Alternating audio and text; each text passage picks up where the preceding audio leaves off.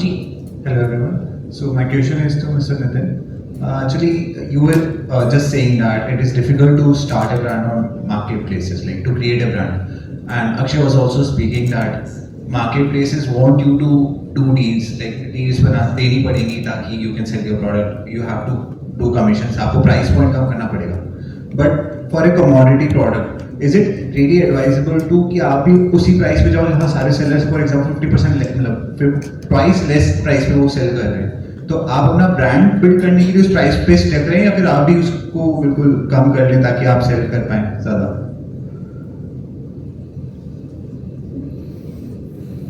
ये मतलब एक तो क्या ये ईस्ट इंडिया कंपनी की चल रही है, ऑनेस्टली मैं बोल रहा हूँ आपको, फूड डालना और राज करो चल रहा है। और एक्चुअली मुझे लगता है सेलर्स भी स्मार्ट हो गए। हम लोग फ्लिपकार्ट को बोलते हैं अमेजोन से ही मिल रहा है, तब अमेजोन हमारे को कैटेगरी में रिबेट्स देता है और हम धंधा कर पाते हैं, नहीं तो हम एक्चुअल में बिजनेस नहीं कर पाएंगे। और हम एक्चुअली शायद काम करते करते इतना समझ गए कि उस जगह के रूल्स हमें समझ में आते हैं। अब अगर आप यहाँ पे ये बात कर रहे हैं कि अगर कोई भी चीज़ कमोडिटी में चली गई है तो आप माने या ना माने प्राइस और उसकी अवेलेबिलिटी ही डिसाइडिंग फैक्टर है। प्रीमियम के नाम पे, ब्रांड के नाम पे, एक्सपीरियंस के नाम पे आप 15% चार्ज कर सकते हैं एक्स्ट्रा, टॉप लाइन 20% कर लीजिए अगर आप मार्केट प्लेस के ऊपर सेल कर रहे हैं, क्योंकि आप इतने बड़े बन गए तो फिर हो सकता है आप अपना मार्केट क्रिएट कर लेंगे, अमेजोन वाले आगे आ जाएंगे आपके पास में। आज अगर अपन आईफोन की बात कर रहे हैं तो आईफोन के पास में मतलब उन्होंने प्रोडक्ट इतना सॉलिड बना दिया कि पहले अमेजोन लाइन लगा के जाता था, अब क्विक कॉमर्स वाली लाइन लगा के जा रहे हैं कि भाई हमारे को मालूम है कि ये प्रोडक्ट जाएगा ही जाएगा। तो यहाँ पे किसी ने कोट किया था 80-20 वाला रूल कि अगर आप देखेंगे जो 80 है वो धीरे धीरे डिक्रीज हो रहा है और 20 धीरे धीरे बढ़ता है। तो आप अपना जो इनोवेशन वाला क्वोशेंट है जहाँ पे आप एक रूल बनाना चाहते हैं, हम लोगों ने सीड राखी स्टार्ट किया था, आज काफी लोग प्लांटेबल राखी बेचते हैं, राइट। हमने एक मार्केट क्रिएट करने के लिए इनोवेट किया, लेकिन ऐसा नहीं है कि हम उससे पहले कोई और राखियां नहीं सेल कर रहे थे। We were like the top rated seller जो सबसे ज्यादा राखी का बिजनेस अमेजोन पे कर रहा था। बट हमने ये रियलाइज कर लिया कि हम बड़े भी बन गए ना तो सोसाइटल है, क्योंकि हमारा डेटा बहुत इजीली कोई भी कॉपी करेगा और मार्केट प्लेस जाके लोगों को बोलेगा कि भैया इन्होंने इस कैटेगरी में इस प्राइस पे ये प्रोडक्ट बेचा है, आप भी करिए। नया क्या कर सकते हैं, इनोवेशन आप कर सकते हैं। कमोडिटी में आप अगर वास्तव में चाहते हैं तो it is always about price and access, आपके पास चॉइस ही नहीं है, it is always about economy of scale. But अगर आप इनोवेट करेंगे तो थोड़ा आपको हमेशा उसका एक डेल्टा मिलेगा ही मिलेगा कि आप अपने हिसाब से उसकी प्राइसिंग कर सकते हैं, क्योंकि उसमें कंपीट करने के लिए कुछ नहीं है। और जो पहले इनोवेशन साइकिल आपका शायद हो सकता था साल में एक बार या 2 बार होता था, अब वो साल में हर महीने में होने लग गया। अगर आप एज ए कमोडिटी या जो भी आपका ब्रांड है जो हाई कंज्यूमर गुड वाला ब्रांड है जहाँ पे उसका ट्रैक्शन बहुत ज्यादा आता है, या तो एक बिल्कुल ऐसी चीज बना ली जो बहुत ही स्पेसिफिक है। बट अगर आप जनरलाइज मार्केट में जा रहे हैं तो साल में 12 बार इनोवेट करना पड़ेगा, आपको कोई चॉइस ही नहीं है वहां पे। और ये हर बिजनेस हर ब्रांड पे अप्लाई होता है, चश्मे जैसी चीज पे अप्लाई हो रहा है। I just want to add one thing to this. Yeah, I think it's a high time हम लोगों को we should stop thinking low price. It's a high time now we should start thinking reverse. Premium कैसे charge करें boss? मतलब आज अगर मैं मेरी FY 23-24 की let's say example ASP on the marketplace is like $750. Why shouldn't I drive it to 950? मतलब that's how we operate. मतलब हमारी कैटेगरी की ASP आती थी 400-450. we crossed it कि बॉस करना ही नहीं है, हम तो डबल पे बेचेंगे. So our now ASP operating ASP is around 900-870 something like that. But again we put out that question कि यार नहीं करना है जो दुनिया कर रही है commodity. That's what. Till the time होता क्या है कि एज अ फाउंडर आपकी मेंटालिटी, आपकी बॉडी लैंग्वेज, उसके साथ आपकी टीम की बॉडी लैंग्वेज, आपकी कंपनी की बॉडी लैंग्वेज, वो commodity price commodity price commodity price. चौथे में आएगा फुलफिलमेंट, FBA, IXD, 5वें में आएगा डील्स, 6ठे में आएगा एड्स, प्रमोशन, ये वो, and you will be dead and then returns.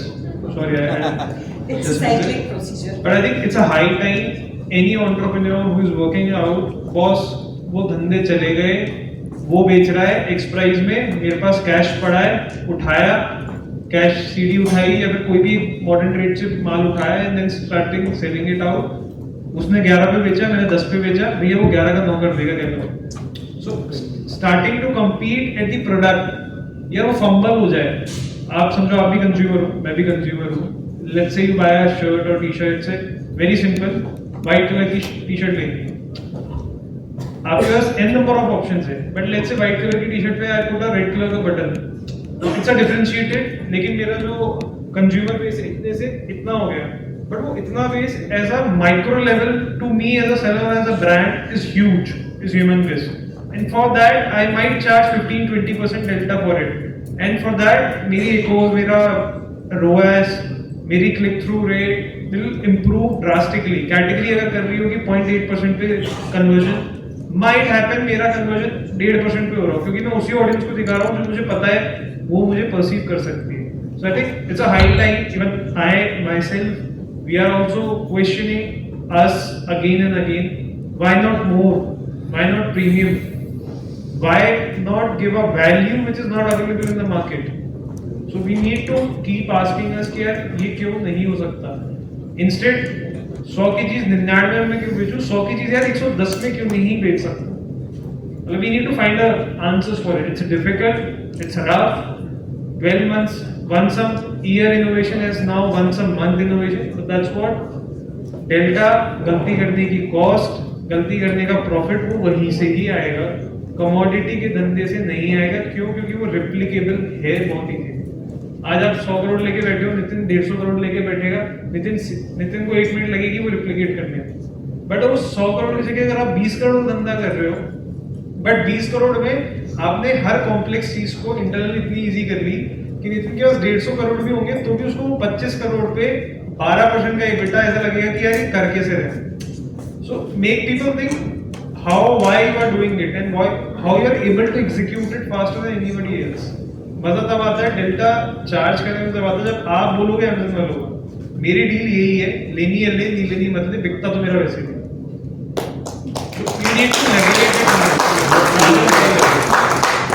Time हो भी गया है फॉर्मेट के हिसाब से, बट इसीलिए तो आए कि आपके क्वेश्चंस हम लोग आंसर कर पाए। तो विद ड्यू रिस्पेक्ट मैं 2 मिनट और लेना चाह रहा हूँ। जो मनु कह रहा है एक्चुअली मैं उसको थोड़ा सा और एम्फेसिस करके बोलूँगा कि एक अप्रोच है टॉप डाउन अप्रोच की 1000, फिर उसमें से 10, मतलब जो पूरा बात करते हैं ना अपन लोग कि आपका जो ओवरऑल कन्वर्जन है वो कुछ 1% तक पहुँच पाता है फनल की, अब जो हम लोग बात करते हैं। तो उस फनल को अदर वे अराउंड अगर आप सोचना स्टार्ट करोगे तो काफ़ी अलग तरीके का माइंडसेट बन जाएगा। और देखिए इन द एंड अगर हम लोग ये सोच रहे हैं ना कि इट इज़ ऑल अबाउट कि मासेस तक पहुंचना है, मासेस तक पहुंचना है, तो मासेस तक पहुंचने के लिए कुछ रूल्स सेट कर दिए गए हैं, लेकिन वो रूल्स परमानेंट नहीं है। ई कॉमर्स ने कुछ नए रूल सेट किए, आज क्विक कॉमर्स ने कुछ नए रूल सेट किए, और मैं आपको यकीनन बोल रहा हूँ कि आने वाले 5 साल में बिल्कुल नए रूल आने वाले हैं। वो नए रूल किन चीज़ों के बारे में, उनके बारे में सोचिए, क्योंकि आपको नजर आने लग जाएगा अगर आपने सोचना स्टार्ट किया है तो। आप सोचिए अगर हम ONDC एज अ कॉन्सेप्ट की बात करें तो क्या गवर्नमेंट को वो चीज़ लाने की जरूरत क्यों पड़ी? क्योंकि उन्होंने देखा कि मोनोपोली हो गई यार, यहाँ पे तो गुंडा राज चल रहा है। उनको समझ में आ गया कि जो जितना ज़्यादा पावरफुल हो रहा है वो उतना ही ज़्यादा मार्केट को खत्म कर रहा है, किसी और को बनने ही नहीं दे रहा है। अमेजॉन ही अपने सारे के सारे वाइट लेबल करके ब्रांड्स लेके आ गया, तो फिर कैसे वहाँ पे कोई बिजनेस कर पाएगा? मुझे जेन्युइनली लगता है कि जो फ्यूचर है और इसके बारे में सबको सोचना चाहिए, अगर आप एक्चुअली आगे की तरफ देखना चाहते हैं रादर देन पीछे की तरफ देखना चाहते हैं। इन सब चीज़ों को आप इंडिपेंडेंटली देखना स्टार्ट करिए।